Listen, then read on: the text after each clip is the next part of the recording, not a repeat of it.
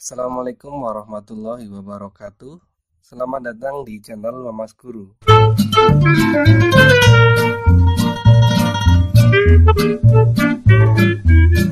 Hari ini kita akan belajar mengenai aturan sin dan cos. Yang pertama dulu yaitu aturan sin.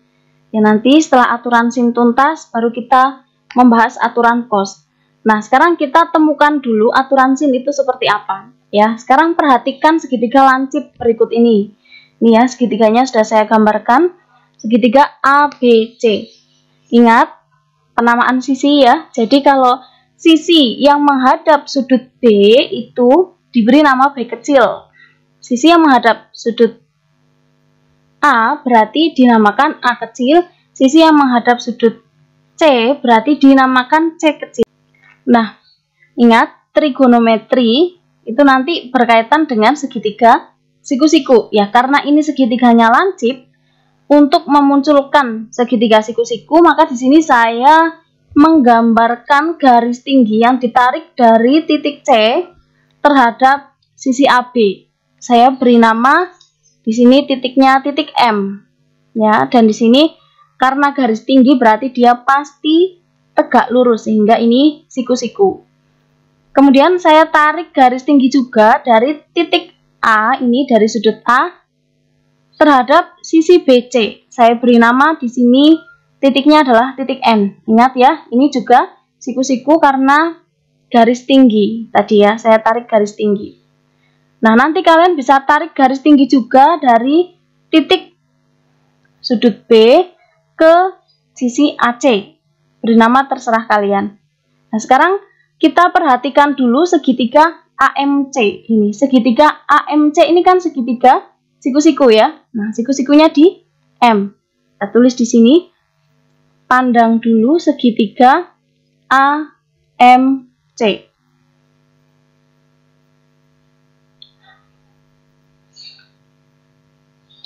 Pada segitiga AMC kita perhatikan bahwa sin sudut A itu sama dengan apa?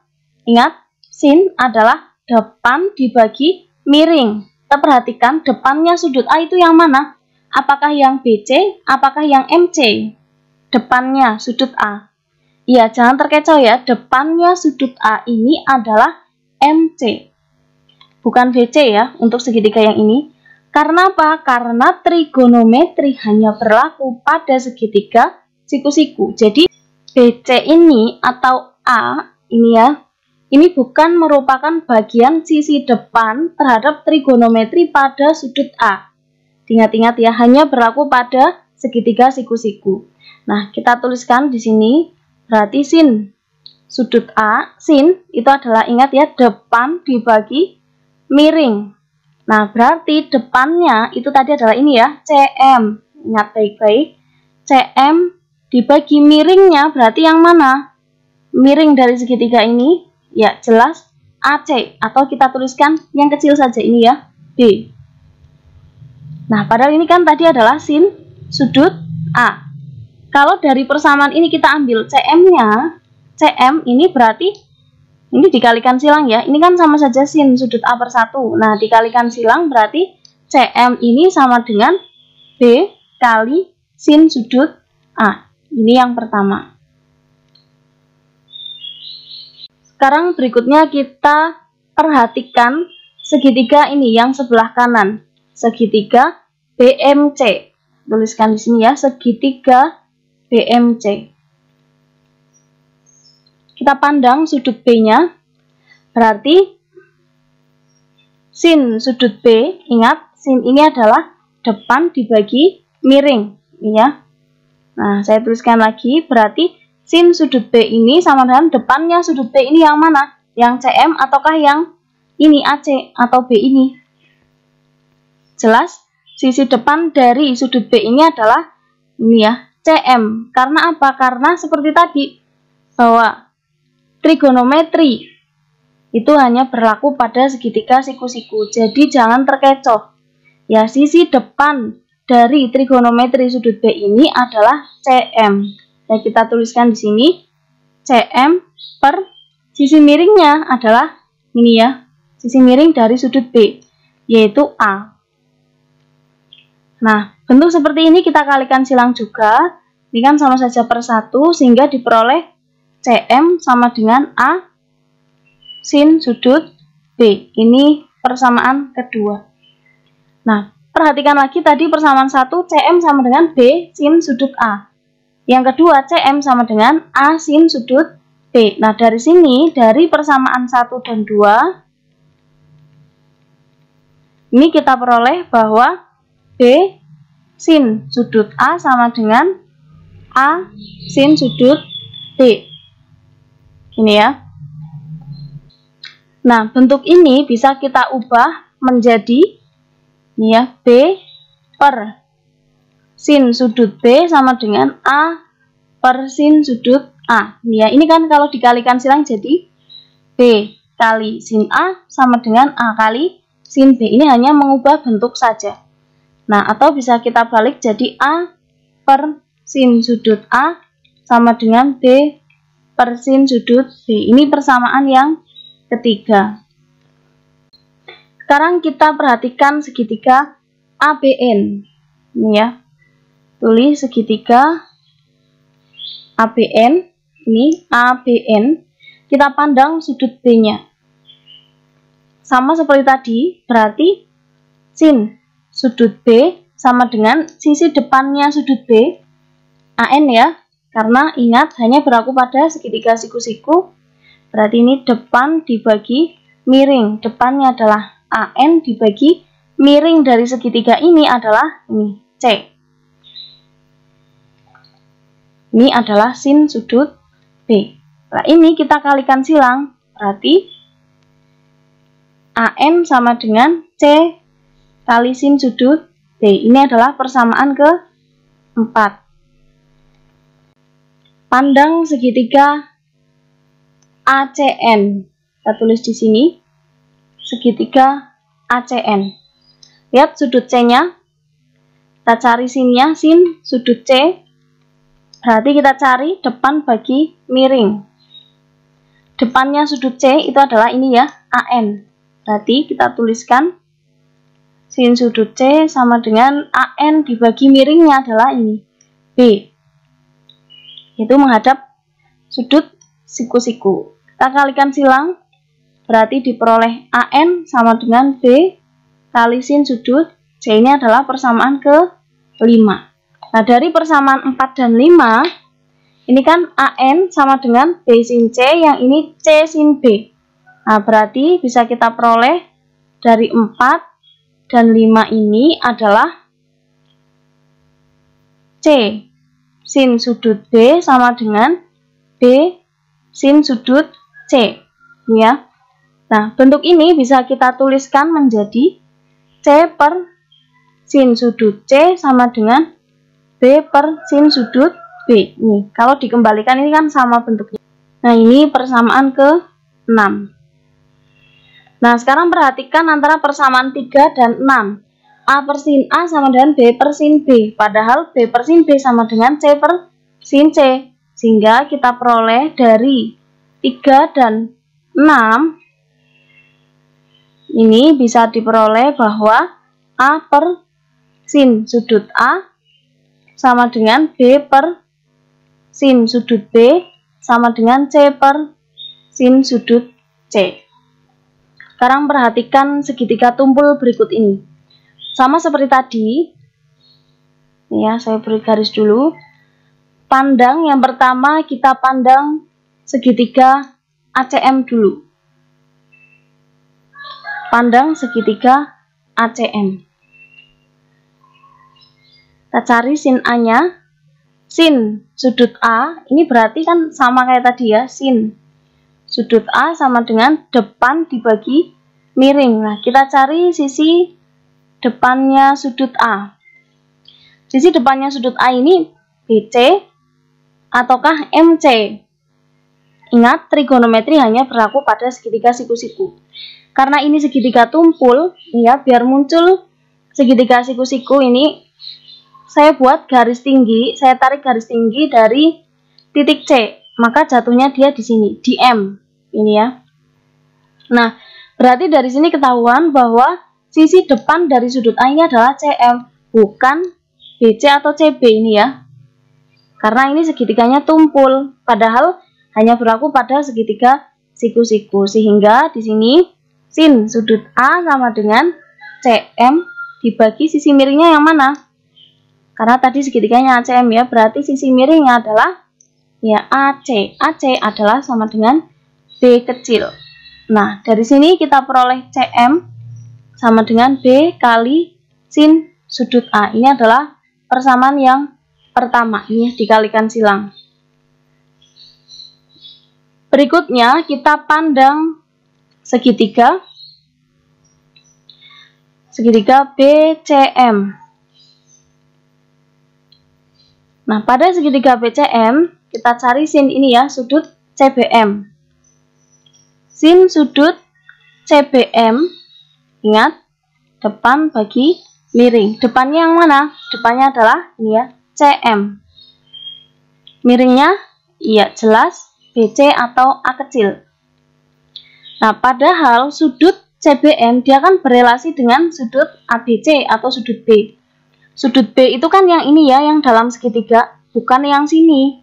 Ingat ya, sudut B itu yang di dalam segitiga, bukan yang di luar segitiga. Sehingga sudut CBM ini sama dengan 180 derajat dikurangi sudut B. Nah, kenapa? Karena ini kedua sudut ini berpeluru sehingga jumlahnya 180 derajat ya. Sehingga di sini kita tuliskan 180 dikurangi sudut B. Ingat relasi di kuadran 2 sin 180 berarti menggunakan tetap sin ya. Tetap berarti di sini kita tuliskan sin karena di kuadran 2 berarti dia positif, berarti sin sudut B sama dengan CM per A. Nah, kemudian bentuk ini kita kalikan silang, diperoleh CM sama dengan A kali sin sudut B. Ini adalah persamaan kedua. Nah, kita lanjutkan. Dari persamaan 1 dan 2, dia kan sama-sama CM. Artinya berarti B sin sudut A sama dengan ini ya, A sin sudut B. Kemudian bentuk ini bisa kita ubah menjadi B per sin sudut B sama dengan A per sin sudut A. Ini kan kalau dikalikan silang bentuknya sama dengan ini. Nah, kita beri nama ini persamaan ketiga.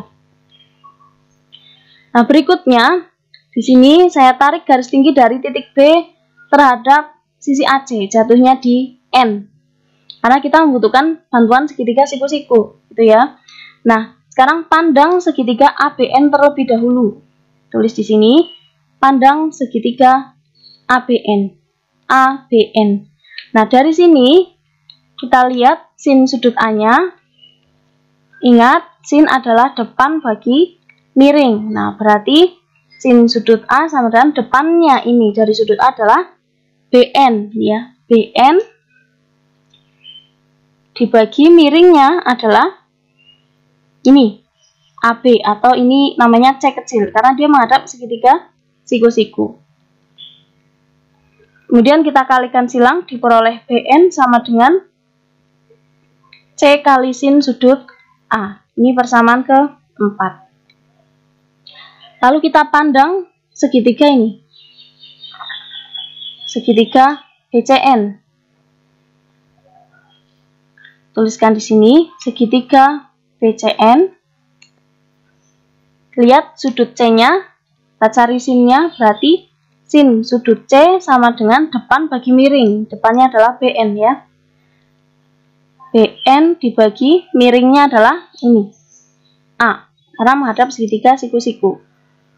Nah, kemudian kita kalikan silang, diperoleh BN sama dengan A kali sin sudut C. Ini adalah persamaan ke-5. Dari persamaan 4 dan 5, BN adalah C sin A, BN adalah A sin C. Berarti dari sini bisa kita peroleh bahwa C sin A sama dengan A sin C. Dan ini bisa kita tulis jadi C per sin C sama dengan A per sin A. Ini adalah persamaan ke-6. 6. Nah, sekarang pandang persamaan ketiga dan keenam. Ketiga ini B per sin B sama dengan A per sin A. Atau A per sin A sama dengan B per sin B. Padahal di sini A per sin A sama dengan C per sin C ini ya. Nah, berarti dari tulis di sini 3 dan 6 ini kita peroleh bahwa B per sin sudut B sama dengan A per sin sudut A sama dengan ini ya, C per sin sudut C. Nah, ini bisa kita urutkan jadi A per sin sudut A sama dengan B per sin sudut B sama dengan C per sin sudut C. Nah, inilah yang dinamakan dengan aturan sin. Nah, dari tadi berarti bisa kita simpulkan bahwa aturan sin ini dia berlaku pada semua segitiga, baik lancip maupun tumpul. Ya, aturannya sama. Jadi A per sin A artinya berarti sisi ini per sin sudut di hadapannya sama dengan sisi ini per sin sudut di hadapannya sama dengan sisi ini per sin sudut di hadapannya juga.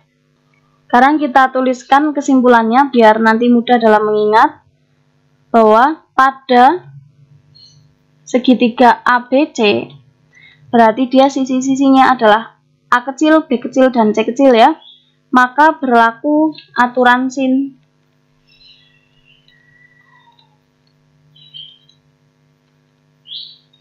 yaitu A per sin sudut A sama dengan B per sin sudut B sama dengan C per sin sudut C. Perhatikan ini yang atas ini hurufnya kecil melambangkan sisi ya. Sekarang perhatikan contoh soalnya. Nomor 1, pada segitiga ABC ini diketahui sudut A-nya 45 derajat, sudut B-nya 60 derajat, dan panjang AC 4 akar 3. Yang ditanyakan adalah panjang BC. Ini kan kalau nama sisi suatu segitiga itu bisa dengan 2 huruf asalkan kapital semua ya, atau bisa dengan 1 huruf kecil gitu ya. Nah, sekarang kita namai sisi ini dengan 1 huruf kecil. Perhatikan cara mudahnya, segitiga ABC, berarti di segitiga itu hanya ada huruf A, B, dan C ya. Kalau diketahui panjang AC, berarti ini kan hurufnya AC, yang belum ada kan B. Nah, ini berarti sama saja B kecil ini ya. Jadi B sama dengan 4 akar 3. Yang ditanyakan adalah sisi BC. BC ini berarti sisi apa? Kalau dengan huruf kecilnya sisi A ini ya. Nah, dari sini nomor 1 bisa langsung kita temukan bahwa A per sin sudut A dengan aturan sin ya, itu sama dengan B per sin sudut B. Aturan sin itu kan A per sin A sama dengan B per sin B sama dengan C per sin C.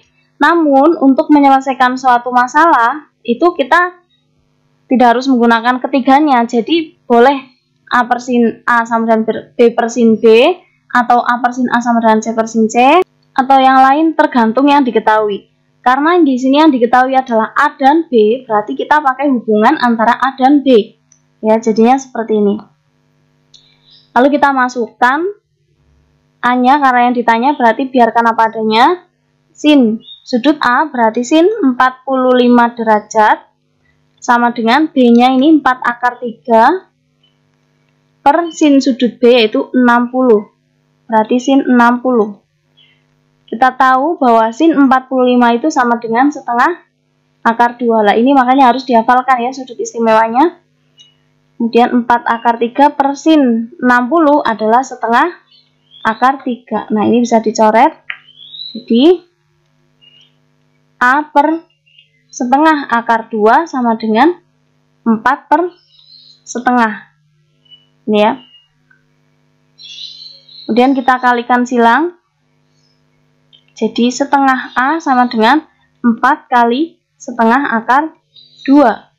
Nah, ini kan bisa dicoret ya, jadi 2. Sehingga setengah A sama dengan 2 akar 2. Ini kan setengah A, berarti biar jadi A dikalikan berapa? Kalikan 2 semua ya, jadi A sama dengan 4 akar 2. Ini ya, jadi sebenarnya kalau kalian mau mencoret dari sini langsung boleh. Jadi penyebut dan penyebut itu boleh dicoret ini asalkan terhalang oleh tanda sama dengan. ya. Asalkan terhalang oleh tanda sama dengan, maka penyebut-penyebut yang sama ini bisa dicoret. Atau pembilang-pembilang juga bisa dicoret. Ingat, asalkan dibatasi oleh sama dengan. Lanjut untuk yang nomor 2. Segitiganya KLM.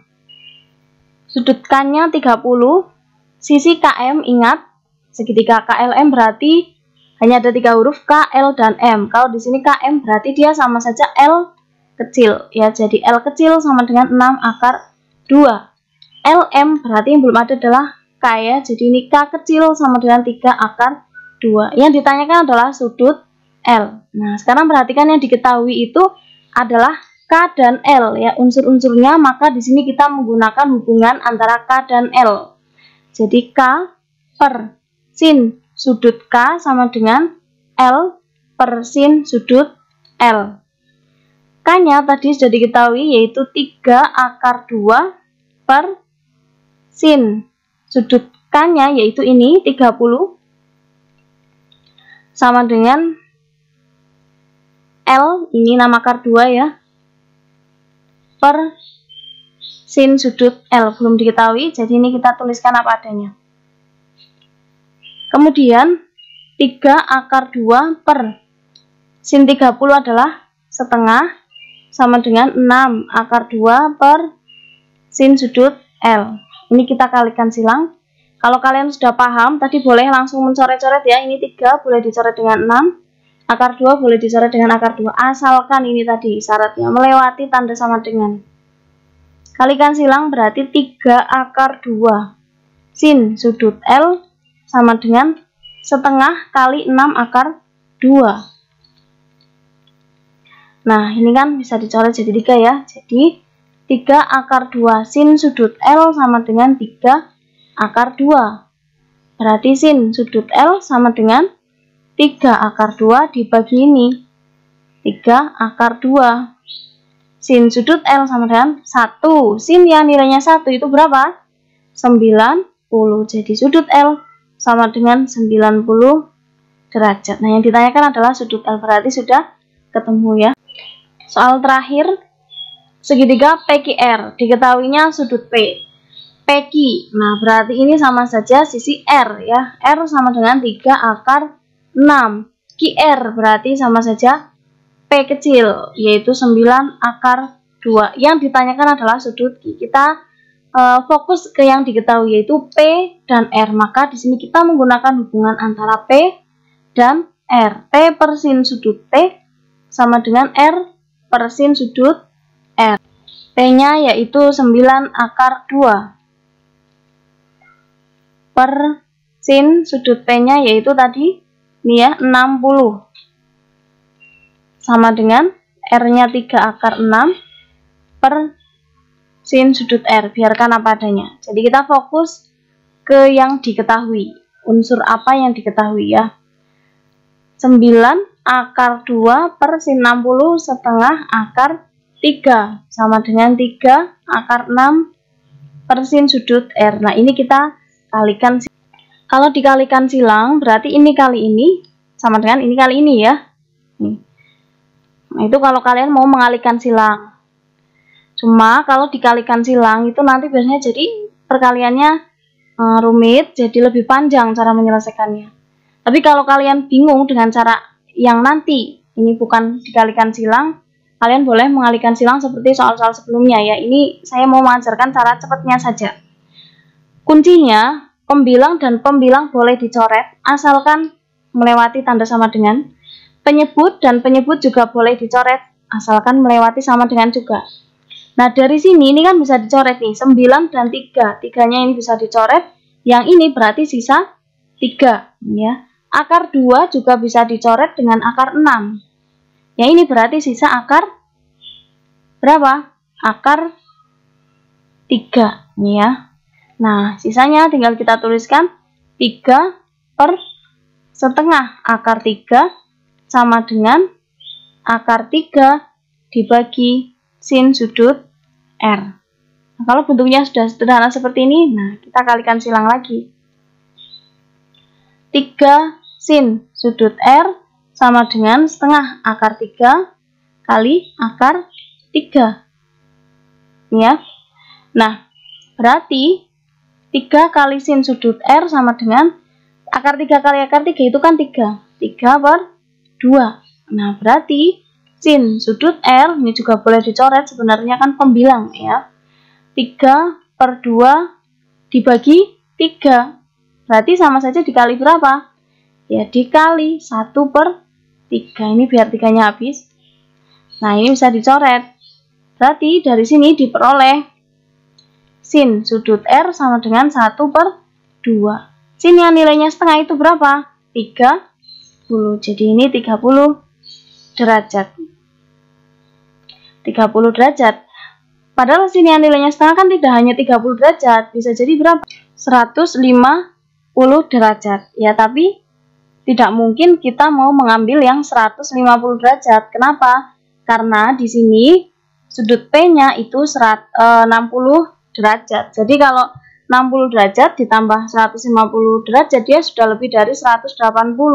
Padahal jumlah sudut semua segitiga itu pasti 180 derajat. Jadi tidak boleh lebih dari itu ya. Sehingga di sini yang kita ambil adalah yang 30 derajat, bukan yang 150 derajat. Nah, karena ini sudut R sudah ketemu, sudut P sudah ketemu, ingat jumlah sudut segitiga itu 180 derajat, maka untuk mencari sudut Q itu adalah 180 derajat dikurangi ini, yaitu 60 derajat, dikurangi ini sudut R yaitu 30 derajat. Berapa?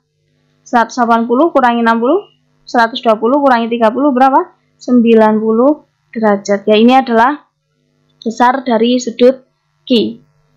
Sebagai latihan soal, silakan bisa kalian kerjakan 5 buah soal yang sudah saya sediakan di sini berkaitan dengan aturan sin. Ya, silakan jika masih bingung bisa diputar lagi videonya, atau jika ada yang mau ditanyakan langsung ditanyakan saja di kolom komentar. Semoga video ini bermanfaat dan dapat dipahami dengan baik. Jika ada kesalahan saya mohon maaf. Assalamualaikum warahmatullahi wabarakatuh.